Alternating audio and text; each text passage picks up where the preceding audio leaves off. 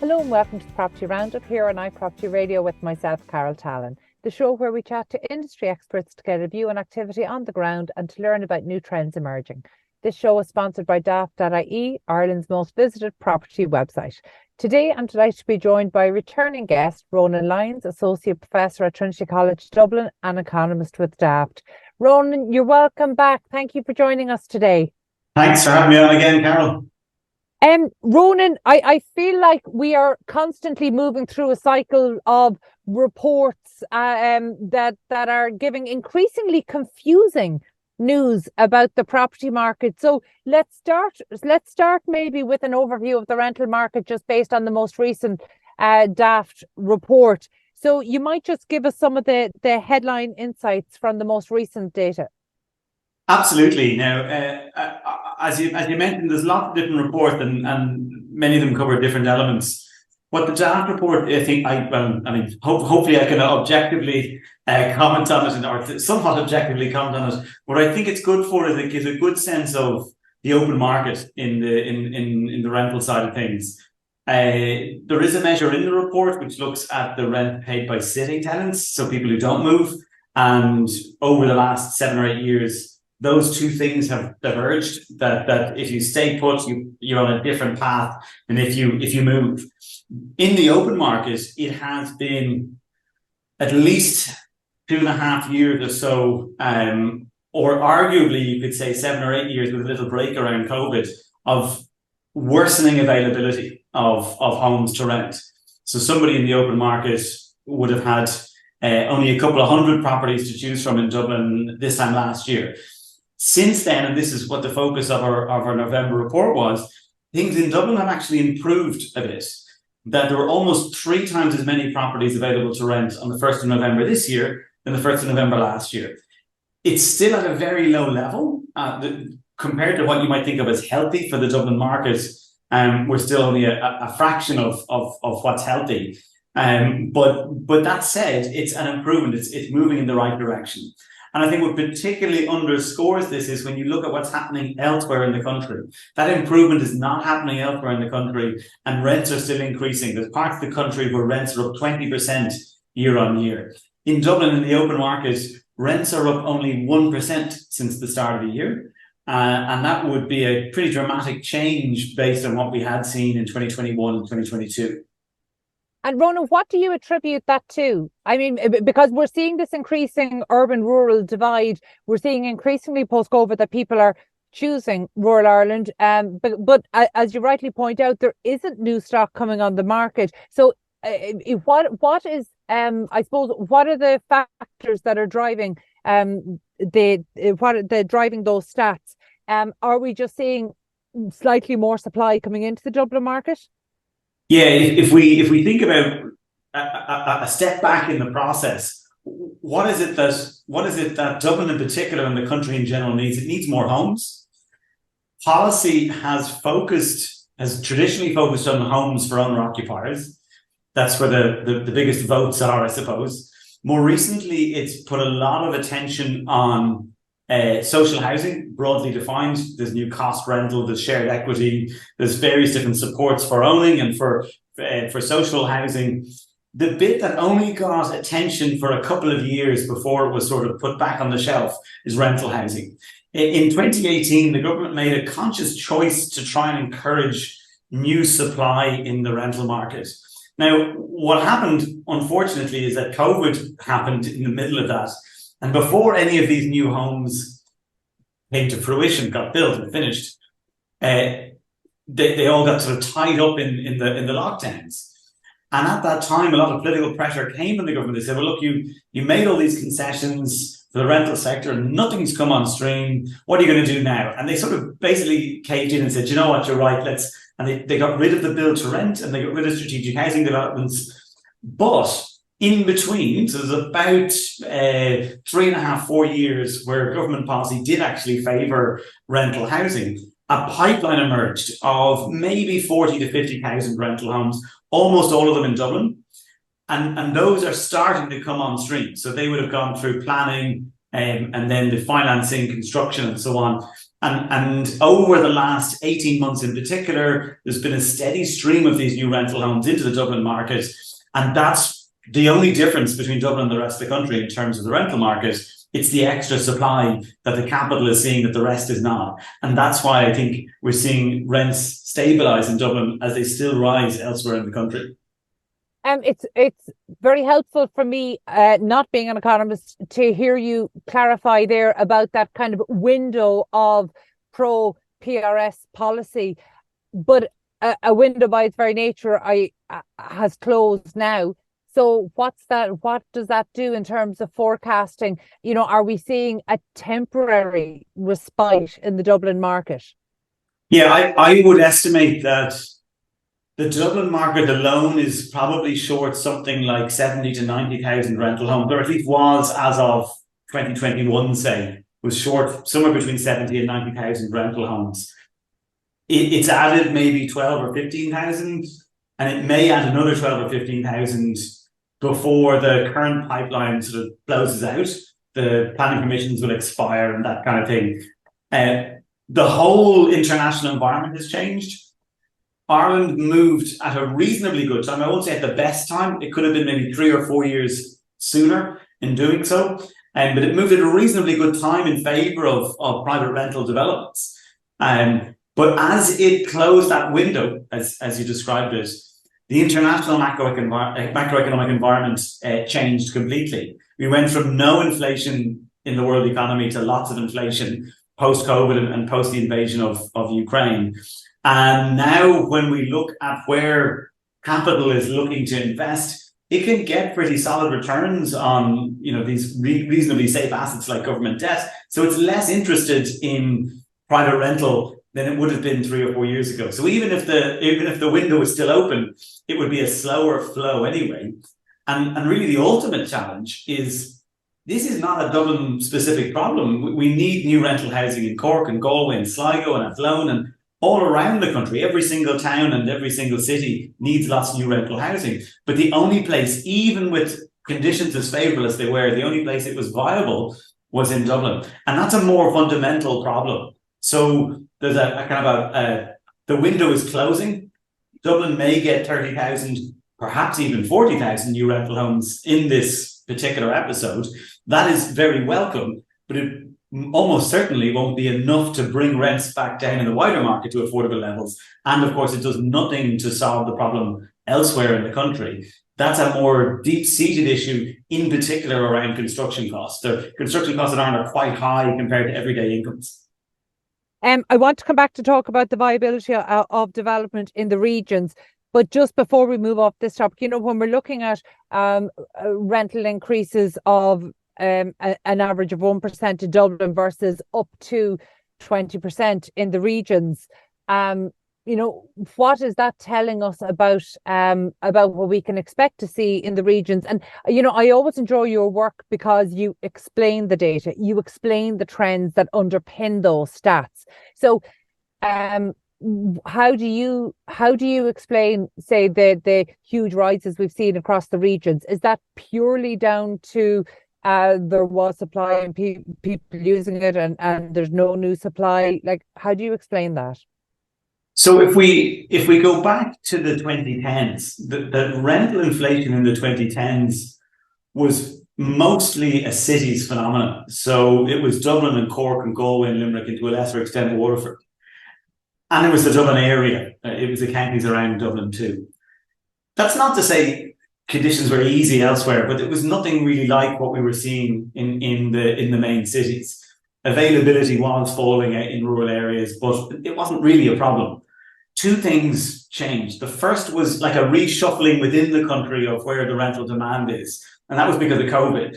That while owner-occupiers had for some time been sort of testing the limits of how far down the motorway network they could go and still keep the ship afloat, so to speak, in terms of keeping the household running, renters had never really done that.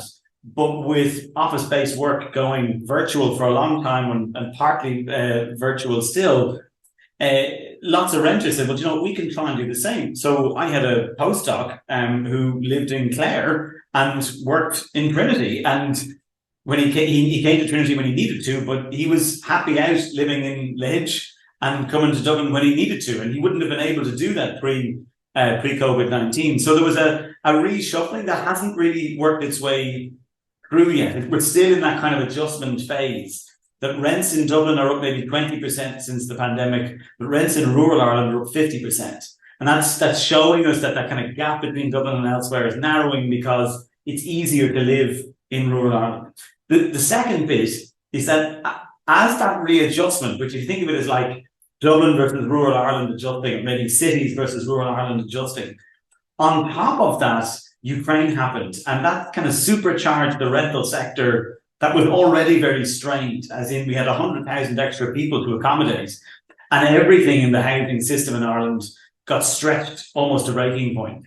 And that has eased, right? The volume of people coming into the country has slowed down quite a bit, but it is still an extra 100,000 people relatively quickly that have to get incorporated into the system, and that's driving, I think, a lot of the pressure around the country. And only in Dublin are we seeing enough to kind of even partly offset that. With the demand by the influx of people, particularly we're seeing a certain amount of that working through the system. We're seeing certainly the ramping up of delivery by the OPW of offsite and modular homes around the country that hopefully will then have subsequent use after that. And I know there hasn't been a huge amount of commentary about that, but I'm curious about what you describe as a reshuffling of demand across the country post-COVID.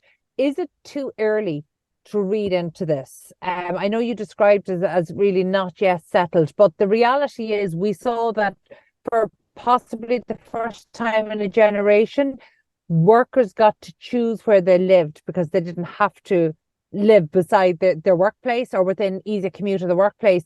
And so increasingly we were seeing people choose further away. So whether that was for affordability, whether it was for quality of life, or because there was a place to live, whatever the reason, this reshuffling of demand, as you describe it, across the country, what can we read into that about? Is it too early to read anything in terms of demographic trends?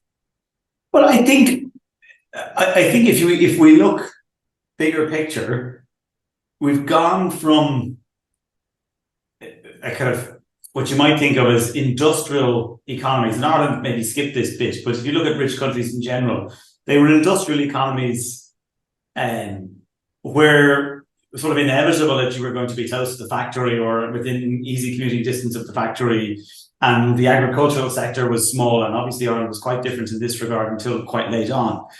And then as you go from the 20th into the 21st century, it's a lot more about services, and clustering, when you're thinking about services, clustering is a lot more human-based than factory-based, as in people tend to go either where there are consumption and leisure amenities, and you talk about nature earlier on, close to the coastline or close to other kind of natural amenities or kind of anchors for humans.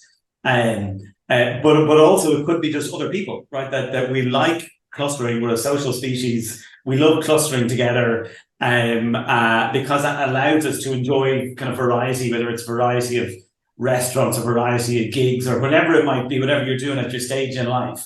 So cities have become these centers for skill and enjoyment rather than just centers of industry and pollution. And that was the swing pre-COVID. And COVID comes into that or at least the post-COVID reorganization of work comes into that because the work bit gets weakened. Right? You don't necessarily have to pick a location just for work. You can pick it more for leisure and consumption and your household than your income. And what it means in practice is that a lot of these cities, Dublin is an example, but you look at other cities in the US or London in the UK, they had seen these kind of growing differentials with the rest of their countries in terms of rental costs in particular, housing costs more generally. And the kind of reshuffling of demand, as I described it earlier, that's narrowing that differential. The differential won't go away. People like cities because people like variety, and you can get more variety the more people there are around you. But ultimately, when it's expensive to do so, if there are other options, that's going to happen. I don't think this kind of reshuffling is going to upset completely the fact that we like cities. I think it's like when there was this kind of almost 100% differential between Dublin and elsewhere, that it's going to shrink to maybe 70%. And then once it's reached its new level, that's what it is. Right? When we figured out we do 3 days a week at home and 2 in the office, or you're in the office twice a month in certain sectors, whatever it might be, I think there'll be a smaller differential and we'll proceed. And we're probably not that far from figuring out what new normal is. I think, being honest, it's 3 years now, or 3.5 years, and we've had to kind of figure it out. And I think firms are a lot more, they're closer to the end than they are to the beginning in terms of figuring out how to do work in the virtual world. But then this is probably an unfair question to ask when I know that you deal with data, but I suppose in figuring out what our new normal is going to be, do you think that, our underpinning policy documents like the National Planning Framework, that we base our development assumptions on, do you think that they are going to be challenged? Yeah, well, as it happens, I have a strong belief that the NPF and then the housing targets that flow from it are built on an inherent contradiction anyway. So the NPF says this is a national planning framework and this is supposed to guide Ireland's development out to 2040. On the one hand, this is slightly separate to my point, but I can't sort of not mention it because I believe in it so strongly. Is it systematically underestimates Ireland's growth. And we do this again and again in this country. We kind of don't allow for growth to be stronger than the baseline. And then by not allowing for growth to be stronger than the baseline, we get caught out. We don't have enough schools. We don't have enough roads. We don't have enough buses or trains. We don't have enough homes. And that's one point. And I think it's been shown up yet again, right? Growth between 2016 and 2022 was a lot stronger than even the upper end of the population projections. And we really kind of have to acknowledge that we persistently get it wrong as a country in predicting, or not even predicting, projecting the future, the scenarios for the future. But anyway, that's my rant on the sort of side point, but it's an important one about the NPF, as in it has to get reviewed anyway. And then on top of that, the inherent contradiction in the NPF is that it says on the one hand, we want to allow people to be close to their work and close to their family and friends. And on the other hand, we want to limit the growth of Dublin. Which is it? Because if you look at Ireland over the last 25 years, Ireland has been an extraordinary success story in limiting urban growth. Dublin is a smaller share of the population now than it was 30 years ago or even 60 years ago. We've managed to block Dublin's growth, but at what cost? What's happened is Dubliners are now the single biggest kind of internally displaced group of Irish people. You've got Dubliners living not just in Meath and Kildare, but in Wexford, in Cavan, in Laois, in Offaly. That's the way the policymakers have effectively squared the circle. But I don't think that's appropriate or adequate. I don't think it's the right response. I think we should allow people to live close to their family and friends or their work if they so wish. And that means allowing Dublin and Cork and Galway to grow a lot faster than they have done over the past 30 years. Crudely to grow up rather than grow out, although the slight simplification that people would say, well, Dublin has grown. It's grown into Meath and it's grown into Cavan, it's grown into Wexford. It didn't need to. It could have been contained inside Dublin City.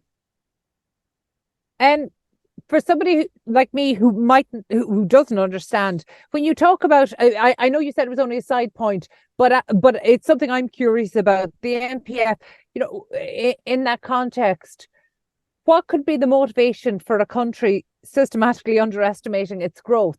Because that to me feels like almost planning to fail, planning for our budgets to fail. It's like planning for our health service to be insufficient, planning for our housing to be insufficient. So you say systematically, what would be the motivation? Is it fear? Is it fear of success? It's fear mightn't be exactly the right word, but you're definitely in the right area. My pet theory as to why Ireland is systematically under projecting its future growth is because from the birth of the country in the 1920s through to the 1990s, pretty much every decade was a disappointment, right? So there was no sort of history of population growth. And that extended way back to the 1840s. So there was no period in which you could say, well, Ireland has grown strongly and therefore we need to allow for it. And sort of almost to prove the point, the exception that proves the rule is the one time we got confident and put in really strong population projections was after the 2006 census. And sure, look what happened just then. I do believe there's an implicit belief that if you put down on paper strong numbers for growth, that you're tempting the fates, so the gods will smite you down and then you'll be in some sort of recession, as if you somehow causally bring about the recession by putting down that we could potentially grow by more. And bear in mind, I'm not saying that every projection has to be higher than it was. What I'm saying is that the range has to be bigger, that the up and the like, instead of having a range of 30,000 to 10,000 for net migration, the range might be 50,000 a year to zero. Right, so that you actually have a lower end that's lower than currently and an upper end that's higher than currently. That we need to be able to deal with more uncertainty than we're currently doing. But I fundamentally believe that if you asked the Irish policy system, they would rather under project and then deal with the consequences than over project and have to deal with the political consequences. But you said we were going to grow by this. No, it didn't. It was one of the projections, but you had in the document we were going to grow by that much. And I think corporation tax is a good example here. If you notice, over the last 6 or 7 years, we've consistently under projected our corporate tax revenues. Well, that's kind of convenient because every time the budget comes around, it turns out we have an extra 500 million or we have an extra 1.5 billion that we can dole out next year that we didn't have planned for. And that's good news, right? It's like Santa Claus coming along on budget day and saying, you weren't expecting this, here's an extra present. But as you say, without incorporating that, without including it in the plans, we under provide for everything from healthcare for the elderly down to childcare places for 2 and 3 year olds. It just doesn't make sense. I've never heard it described in a historical context that every decade was a disappointment. I'm really going to have to think about that, because actually from a policy point of view, and to hear the only exceptions, that was the Celtic Tiger, which has been blamed for everything that came after it. So that's an interesting context. But I'm conscious of your time, and I do want to talk about the viability of development in the regions, because, through the different work with the CIF, the SCSI, IPAV, the IBEC and PII, there are so many bodies highlighting this as one of the most significant challenges. And when I hear you talk about policy to limit the growth of Dublin, so where are we encouraging growth? But I mean, by and large, the housing projections that are underpinning the local authority development plans for most of the 2020s are based on more estate housing, right?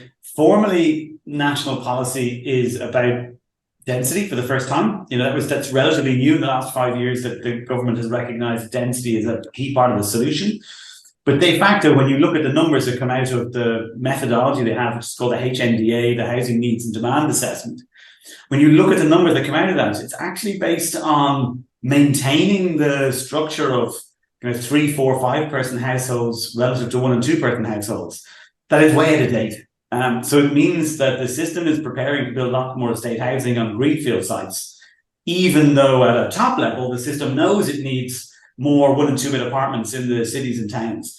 And part of that is because it's cheaper up front to build houses than it is to build apartments. So why don't we just build a house in which 5 young professionals are going to buddy up in a 3-bed, as opposed to build 3 apartments, 2 2-beds and a 1-bed, and let them live there. And I think that's the easy solution, but it's not the right solution socially. Like we need to be able to get good at building apartments and doing density. Actually, I think you've put your finger on it there. It's about getting density right, because I've lived in other countries in apartments where they were superbly laid out, very well serviced. In Ireland, that's just not what we've built. And I think there is a bit of a legacy hangover here, that Irish people do like their front of back garden. And I've seen quite recently some of the larger developers coming out and saying, hold on a second, maybe maybe we can satisfy both sets of criteria. Like, maybe we can do smaller, so we can achieve density while still giving people, smaller back garden, or maybe looking at these duplexes that, trying to find a remedy there. And in fact, what we're seeing still is that the people who are choosing them are the people who have to choose them, as in it's the max of their mortgage rates, or they end up being purchased by approved housing bodies en masse. So what does that tell us about what people are choosing? Yeah, I mean, if you look, part of it is the way our housing system is set up. We've inherited like a post-1950s housing system where you live with your parents until you get married, and then you buy your own family home, and you stay there till you die, and then you're off to the funeral home, and that's it. And in that housing system, right, back in the 1950s, male life expectancy was 65. It sort of made sense, right? You got married in your early 20s, and by the time your youngest kid got married, you were in your early 60s, and you were basically dead then, right? So we didn't need any other kind of housing before or after your family. But if you run through the life cycle now, people live into their 90s. They're not getting married till or having kids until their early mid-30s. So you've got, if you start at age 18, you've got 10 to 15 years of pre-housing family need. And then if you don't have 6 kids anymore, you've 2 or whatever. By the time you're 60, your kids are also, in principle, in the healthy housing system, 18 and are off living their own lives. You've another 30 years left of your own housing need. So the family home, the family house, so to speak, is still important, but it's only part of the housing need. But the Irish system is based on this being the single most important financial and housing decision you make in your entire life, because it determines where you're going to spend the rest of your days. And what we need to move to is a system that embraces diversity a lot more. Like you talked about, are we happy to live in apartments? Well, you won't find a bigger proponent of Ireland should build more apartments than me. But I'm not saying that families should live in apartments. I'm not saying they shouldn't, but I'm not saying that's what I'm arguing for. And what I'm arguing is that we have so many 1- and 2-person households, people, couples, young people, older people, who have no other choice but to live in a family house, that we should be building housing for them. And by doing that, we free up family homes for families. And realistically, we already have more family homes than we will ever have families, even with really optimistic population projections. We've got 2 million homes, and about 1.8 million of those are family houses. And we're just, we're never going to have 1.8 million families. So we don't really need to build any more family homes. We need to build homes for all the other types of households we have. Again, this is something that we talk about a lot when we talk about the not just the diversity of the types of homes, the type of tenure that we want, whether it's across the rental, private, whether it's for people at early stage in their life, or those looking for private homes in their senior or in their aging years. We just don't have a diversity of our stock at all. Can you point to any country and say, they seem to be doing this right? Because it feels like in Ireland, we talk a big game about innovation in the housing market. It's so difficult to see the evidence of it. Yes, we've seen cost rental coming in, a new type of tenure. But say in terms of the designs that are being delivered across the development sector, we talk about the need for future-proofing our homes. But from what I can see, that's essentially putting a full bathroom instead of just WC downstairs. That's not really future-proofing our homes. No, it's not. And you see, it goes back to something we talked about earlier, is that when you look at most of our peers, pick any small, wealthy European country we want to compare ourselves to, they because they were enjoying population growth in the late 19th century throughout the 20th century, they had to get good at building apartments then. We've only had to start doing it in the last 20 years, and for most of that, we weren't building any.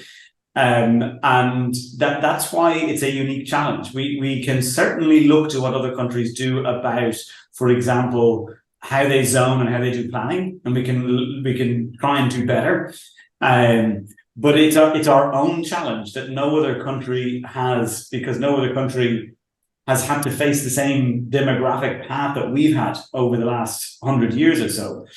And in practical terms, that might sound very high level. In practical terms, if you're the Minister for Housing, what you need to do or you need to have at your fingertips is an assessment of, for different maybe financial models of providing housing and for different types of homes, how far up the income distribution do you need to be to afford the kind of break even 2-bed apartment, 1-bed apartment, 3-bed house, 4-bed house, right? And where does social housing interact with that break even point? And if there's a big gap, right, if the social housing only covered the bottom 10% and the break even point is kind of 2/3 of the way up the income distribution, you've got kind of everywhere from like 10 to 70 or 65% of the income distribution is not being covered by either the social housing system or the market. That's where your policy needs to be focused. And it's, in one sense, it's increasing the provision of social housing, but in a more real sense, it's about reducing the costs of the various financial models. And I think that's the bit the government has shied away from for the last 5 years, maybe even 10 years, because it's not easily controllable. It's easy to say, oh, look, we've put together a 70 million euro fund for vacant and derelict homes. It's easy to say, look, we have a new shared equity scheme and it's just going to cost us X. But to actually go into the nitty gritty and figure out why is it so expensive to build in Ireland? What did we do wrong along the way? That's a messy exercise, no guarantee of success. And for obvious political reasons, if unfortunate, politicians and policymakers have steered clear of it. But we can't really steer clear of it any longer. As in, look at the costs around us in terms of, say, younger adults not being able to start their own independent lives. There's more and more data emerging that I suppose puts a question mark over. So, for example, the most not the most recent, but a recent Turner and Townsend report looking at construction costs globally. I was really surprised to see Ireland had the second lowest labour costs in Ireland, or sorry, in Europe, in terms of construction delivery. I would have expected that to be higher. And I know the currency has done a large body of work around this as well. Excuse me, isolating the costs of what are driving up construction costs, and then isolating maybe the planning and policy regulations and the charges there. So when we look at the viability of development, are we even looking at the right figures? I mean, it feels to me like a certain amount of this should be within the control of the state. Yeah, like if you think about the fundamental paradox of housing policy is that policymakers care about one measure, which is affordability. Right? Think of that as the ratio of prices to incomes. Right? If the ratio of prices to incomes is right, they'll get re-elected and people will like them. Supply, though, doesn't care about prices to incomes. Supply cares about prices to costs. Right? So what that means policymakers need to do is they need to look at costs to incomes. Right? How do costs compare to incomes? As I was saying a few minutes ago. So the challenge, as you said, there's so many sets of figures swirling around about how much it costs to build or not. The government benefits from that confusion in that it can say, well, it's a little bit unclear. This study says this study says that.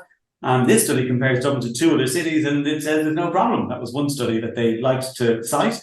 But if the government has its own set of figures, if it owns its own set of figures and updates them on a regular basis, it can't just disavow them and go, well, there's who knows? It's anyone's guess as to what's going on. And I think that's the bit that has to happen next, is that whether it's the housing agency or the Department of Housing or Department of Public Expenditure, but somebody, or the Land Development Agency, somebody inside the state system needs to run those numbers and say, this is what it actually costs. If you were to go out right now, this is what it would cost on a reasonable basis to build this type of accommodation, that type of accommodation. I suspect you're talking about arms of the state there. I suspect the industry would love if the LDA was the body to do that, because quite frankly, their performance to date, I think the industry would like to see that held up as the cost, because I'm not sure how efficient they are in terms of delivery, and that's part of a larger conversation. So I won't draw you into that, but I suppose it's trying to understand from where we are now, how is this situation going to improve? Because, it was at a national level, it was embarrassing to see the IMF come over within the last month and explain why affordability in the rental market can only be improved through increased supply. That seemed like something that we shouldn't have needed to be told. And from where we are now, looking at forecasts over the next 12 months, how are things going to improve? I think, firstly, you're right. It's embarrassing, although not uniquely Irish. There's a number of places where what's known as supply side skepticism has become prevalent. It is unique to housing, and I think the reason it's unique to housing is because of the fundamental nature of housing compared to other goods, as in it takes a long time for new supply to happen. So what people see happening, supply comes along, it's like the umbrella comes along when it's raining. But what if it took 2 years for the umbrella to open, right? You'd be standing there in the rain and the umbrella would open and you'd be like, well, this is useless, right? Like, look at this. Whereas if the umbrella opens quickly, then you're like, oh, you can see the point. And I think some of it is people see supply only happening when prices are going up, and the causality gets flipped in their head. And they're like, this isn't helping at all because supply is happening and prices are going up. Whereas they don't see what prices would have been if that supply hadn't been built. So it is embarrassing, I think, to have to be reminded that more supply will make costs lower, prices lower. That should be Econ 101. But it's something that we're seeing in lots and lots of cities now, with this debate of, is it even helping if someone comes along and builds 1,000 new apartments? In terms of prospects for 2024, I think the last 3 to 6 months probably set a template for what the next 9 to 12 months will look like. Beyond that, it's probably a little bit less certain. But the latest figures, I had a piece in the Currency recently looking at the importing tower cranes. And the importing of tower cranes has actually increased in the last 6 to 9 months. I would have expected it to have fallen because we've stopped building offices. But no, we haven't stopped. But there's no increase in building office space. Whereas it seems that the construction of apartments, these planning permissions that came in when that window was open, and some of those are now getting started. And that will mean that in Dublin, I suspect there'll be limited inflation over the next 9 to 12 months. But there's no relief elsewhere. So I think we're talking probably about double-digit increases to continue in many parts of the country in 2024. How can we expect that then to impact development in the region? So say, even looking at Cork, Limerick and Galway. I think Cork is the most likely next market, if that's good English, I'm not sure it is, in which to expect some supply. But the relief in the Cork market is going to be relatively small, even compared to the scale of Dublin. You're talking about a couple of thousand new apartments in a city that's had no new apartments built for the rental sector in 15 years at this stage, since the Elysian opened. In Galway, it's even smaller again. I think there's 2 or 3 proposed developments. That's not enough for a city that is a major hub for its medical devices and a couple of other sets of activities. I mean, that ring road around Galway is an absolute nightmare. You have 3 or 4 firms, each of which employs thousands of people. And yet there's no new rental accommodation. So unfortunately, it's going to be almost exclusively concentrated in, not just in the Greater Dublin area, but in Dublin itself. I mean, there'll be a couple of developments in Meath and Kildare and Wicklow, but it's almost entirely a Dublin-focused solution, at least for the moment. Perhaps the LDA, with its, I think it's its Project Tussock scheme, where it may activate some of these unactivated plannings. It has a more of a regional mandate than the private sector would, so it's possible that may help shift the gears, but they will need some basically collateral from the government or in relation to construction costs, because construction costs will effectively be the same in Galway or Limerick or Waterford as they are in Dublin, but rents will be much lower. And I suppose final question, because I'm very conscious of your time, and thank you for being so generous today. But just because we may be looking at a change in political leadership, at this point, is there any political, and really by that I mean direct policy change that could positively impact delivery over the next, say, 3 years? Well, I don't think there's any super quick wins, but absolutely you could put in place. If you think about we were talking earlier about politicians focus on prices relative to incomes, but because supply, the construction sector focuses on prices relative to costs, really it's in the cost side. What are the main elements in that cost side? You've got the cost and availability of land, of labour, of capital, of materials, and the effective cost of regulation as well. And in each of those elements, you can certainly take effort, especially around land, around regulation, and around capital. And you can certainly take relatively quick wins in terms of what an economist would describe as shifting out the supply of land, making it clear what land is available for development and how the infrastructure is going to be provided, for example. None of that is going to pay off before the election, though. So whether it gets done is I'll let the political scientists handle that one. You know, every time I talk to you, Ronan, I learn something new. And I mean, that phrase, supply side skepticism, describes what we've been dealing with for a while here. But there's surely an equivalent for the type of policy changes that won't get done because they're not politically appealing. There must be an equivalent expression. I'm not sure. I'm not sure if you know what it is, but the supply side skepticism, I'm glad to have learned that, because that will make my language much more diplomatic when I'm critiquing government policy going forward. So thank you so much. I genuinely appreciate you joining us today. That was Ronan Lyons, Associate Professor at Trinity College Dublin and economist with Daft. My thanks to Katie Tallon, producer, and to the production team at Hear Me Roar Media. Also, huge thanks to our show sponsor, Daft.ie, Ireland's most visited property website. And thank you indeed for tuning in. We'll catch you on the next episode of the Property Roundup here on iPropertyRadio.